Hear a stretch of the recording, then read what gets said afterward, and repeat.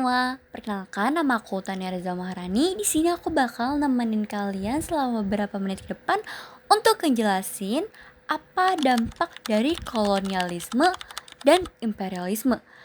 Nah, tentunya sebelum kita memasuki dampaknya, kita perlu tahu nih, apa sih itu kolonialisme dan imperialisme?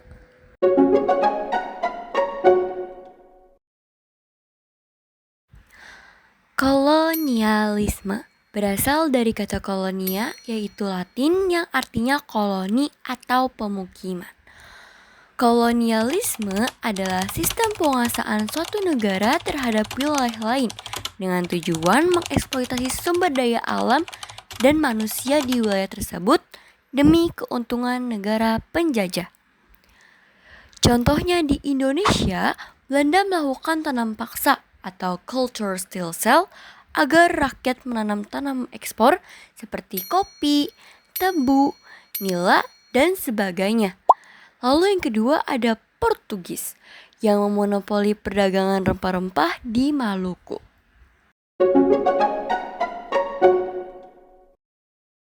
Lalu selanjutnya ada imperialisme, berasal dari kata imperium atau Latin yang berarti kekuasaan atau perintah.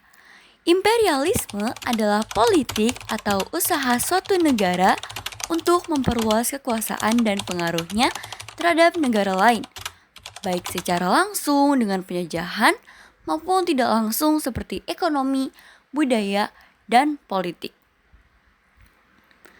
Jenis imperialisme dibagi menjadi dua, yaitu ada imperialisme kuno, tujuan utamanya mencari kekayaan, yaitu gold, glory, and gospel. Lalu yang kedua ada imperialisme modern, yang muncul setelah revolusi industri, bertujuan mencari bahan baku, pasar, dan sekaligus memperluas kekuasaan politik. Contohnya di Indonesia yaitu yang pertama, Belanda menjadikan Hindia Belanda sebagai bagian dari imperium kolonialnya dengan sistem pemerintahan modern yang mengatur politik, ekonomi, dan budaya. Lalu yang kedua ada Jepang. Pada tahun 1942 hingga 1945 dengan propaganda Asia untuk Asia. Tapi sebenarnya mengeksploitasi Indonesia demi perang.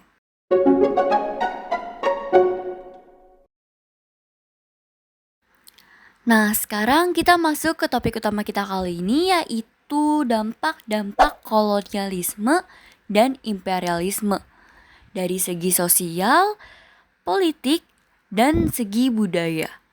Yang pertama dari segi sosial, penjajahan membawa penderitaan besar bagi rakyat.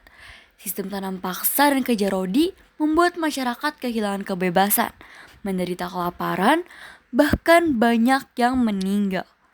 Pendidikan memang mulai diperkenalkan, tetapi sangat terbatas hanya untuk anak-anak bangsawan atau kaum elit.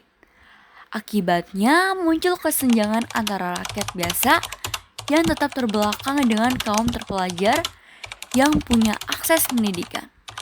Selain itu, gaya hidup barat mulai masuk ke kalangan masyarakat tertentu, sehingga perlahan mengubah pola pikir dan kebiasaan. Lalu yang kedua dari segi politik, kerajaan-kerajaan Nusantara satu persatu kehilangan kedaulatannya.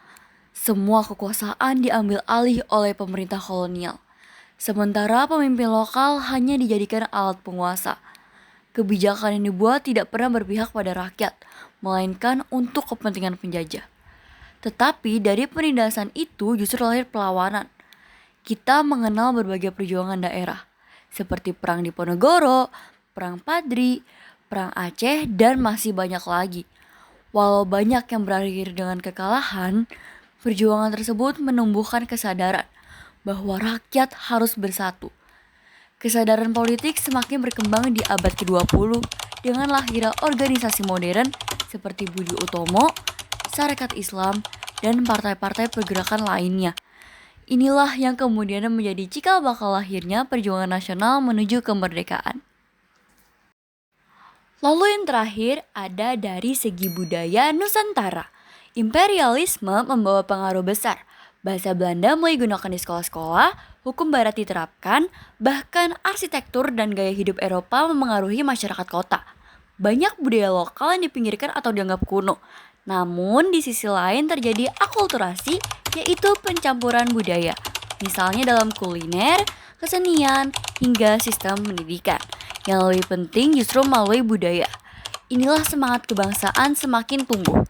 Tokoh-tokoh pergerakan menggunakan surat kabar, sastra, lagu perjuangan, hingga organisasi budaya untuk menumbuhkan rasa cinta tanah air dan memperkuat identitas bangsa. Jadi, meskipun kolonialisme dan imperialisme membawa penderitaan, penindasan, dan ketidakadilan, dari proses panjang itulah lahir kesadaran nasional. Rakyat Nusantara akhirnya memahami pentingnya persatuan dan semangat. Inilah yang membawa Indonesia menuju kemerdekaan pada tahun 1945. Sebagai penutup, dapat kita simpulkan bahwa kolonialisme dan imperialisme memang meninggalkan luka dalam sejarah, tetapi juga menjadi titik balik yang melahirkan perjuangan bangsa. Dari penderitaan lahir kesadaran, dari penindasan lahir persatuan, dan dari perjalanan panjang itulah akhirnya bangsa Indonesia meraih kemerdekaan.